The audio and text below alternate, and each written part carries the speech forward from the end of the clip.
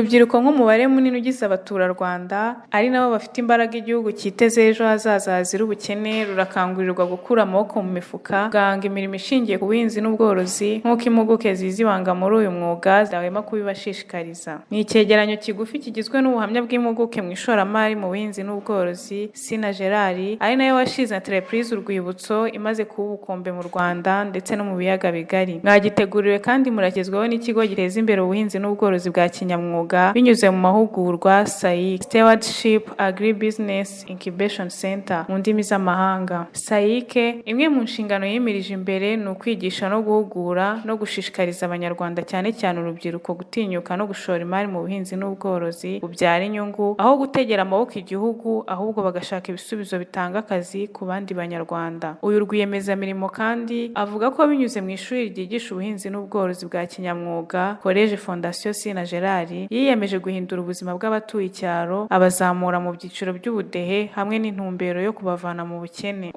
Kurwanya ubukene, nta muturage wo mu cyiciro cya mbere unanira kumuzamura nibura ngo mugeze mu cyiciro cya gatatu, icyiciro cya kane nzongere mwinjizemo njyaniranye n'abana be. Nanone nahaye uburezi bize nabo tukinjiramo, ibisabwa ko umuntu aba ari mu cyiciro cya kane akakigeramo ameze neza. Umwe mu bahinzi borozi bakesha iterambere Entreprise Urwibutso utuye mu karere ka Rulindo afite ubuhamya bw'aho ubuhinzi bw'inkeri bumugejeje, akanatanga icyizere cy'ejo hazaza h'uyu mwuga bahitezemo inyungu. Nitwa Sebazungu Charire, nkaba ntuye mu murenge wa Bushoki, akarere ka Rulindo. Mu by'ukuri koko njyewe ndi umuhinzi n'umworozi. Ndi umuhinzi mpinga inkeri. Ndahamya neza ko igihe dutangiye guhinga inkeri zimaze kuduteza imbere cyane. Nahinze inkeri ndagemura neza, baratwishyura buri cyumweru, ikiro kimwe ni amafaranga 500.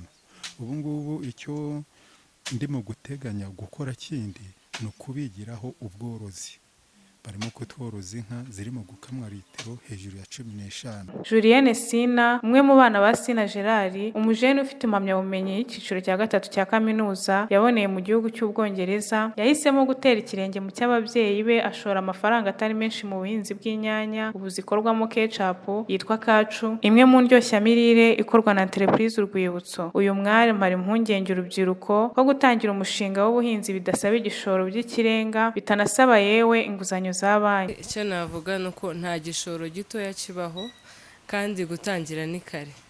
Njye navuze ko natangiye nkiri mu mashuri, ni ukuvuga ngo n'undi amafaranga nari mfite ntabwo ari menshi, kandi aho nagiye kureba ababyeyi mbabwire ngo mumereze ku mafaranga ntangiye ubuhinzi. Numvaga nshaka nanjye kugira ikintu cyanjye ku ruhande nkora cyanjye cyihariye, akarima kanjye muri make. Hanyuma rero ubwo umurimo uko natangiye ntabwo natangiye afite imashini, ahubwo ni wakundi ekonomiza udufaranga duke hanyuma ukavuga ngo noneho kano kabyaramo kino. Uko umusaruro wa mbere ubonetse, uko ukuyemo inyungu, ukagenda n'uvuga ati amafaranga uretse kuyarya ayangana y'umusaruro turayashyiramo undi mushinga.